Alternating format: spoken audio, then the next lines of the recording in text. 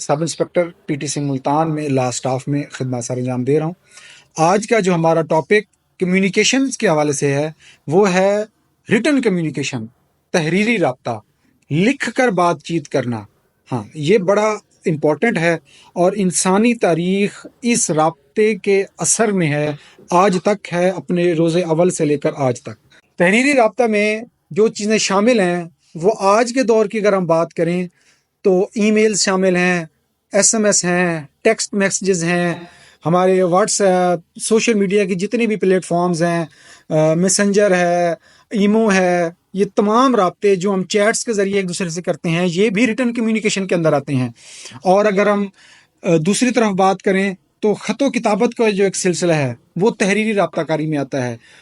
پہلے کے دور میں بھی اور آج میں بھی جو ریٹن کمیونیکیشن ہوتی ہے، جو آفسز کے اندر، جو گورنمنٹ ڈپارٹمنٹس کے اندر جو کمیونیکیشن ہوتی ہے وہ ریٹن کمیونیکیشن ہوتی ہے، اور جو دور دراز کے لوگ آپس میں رابطہ کرتے ہیں وہ بھی ریٹن کمیونیکیشن ہوتی ہے۔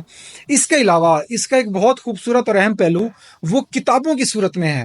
ہماری جو کتابیں ہوتی ہیں وہ بھی رابطے کا ایک اہم ذریعہ ہوتی ہیں اور کوئی نہ کوئی خاص مقصد ہوتا ہے، کوئی نہ کوئی پیغام دے رہی ہوتی ہیں۔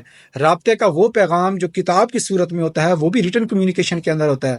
کتاب لکھنے والا مصنف آپ کو کوئی نہ کوئی پیغام دے رہا ہوتا ہے، معاشرے کی کسی نہ کسی برائی کو اچھائی میں بدلنے کا درس دے رہا ہوتا ہے، کسی نہ کسی برائی، خامی کے بارے میں روشنی ڈال رہا ہوتا ہے کہ یہ اس کو اس طرح نہیں، اس سے بہتر ایسے ہونا چاہیے۔ تو یہ ساری باتیں جو ہیں وہ رابطہ کاری کی تحریری قسم میں آتی ہیں۔ اچھا، اس کا ایک فائدہ بھی ہے ہمیں جو دوسرے ذرائع میں نہیں ہے رابطہ کاری کے، وہ اس طرح کہ جو تحریر ہے، تحریر لکھنے والا اپنی اس تحریر کی غلطی کو درست کر سکتا ہے، جبکہ بولنے والا یا اشارہ کرنے والا فوراً اپنی غلطی درست نہیں کر سکتا۔ مثال کے طور پر میں اگر کوئی بات بول رہا ہوں، آپ سے بات کر رہا ہوں، اگر کوئی غلط لفظ جو میں ادا نہیں کرنا چاہتا تھا یا جو آپ کے فریم ریفرنس میں نہیں تھا، یہ جو بات یہاں نہیں ہونی چاہیے تھی، جو بیڈ ٹیسٹ کریٹ کر سکتی تھی لیکن وہ ہو گئی، تو اب میں اس کو واپس نہیں کر سکتا، ڈیلیٹ نہیں کر سکتا، آپ ایسے سمجھ لیں۔ اب میں اس سے رجوع کروں گا، آپ سے سوری کروں گا یا اگلے بندے سے آئندہ نہ کرنے کی نیت کروں گا۔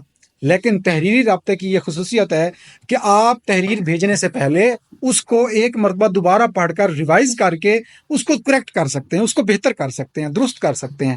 تو یہ تحریری رابطے کی خصوصیت ہے کہ اگر کوئی غلطی ہو جائے تو اس کو دوسرے بندے سے پہنچنے سے پہلے آپ اس کو درست کر سکتے ہیں۔ تو یہ تحریری رابطہ تھا۔ اگلے لیسن میں ملیں گے انشاءاللہ۔ اللہ حافظ۔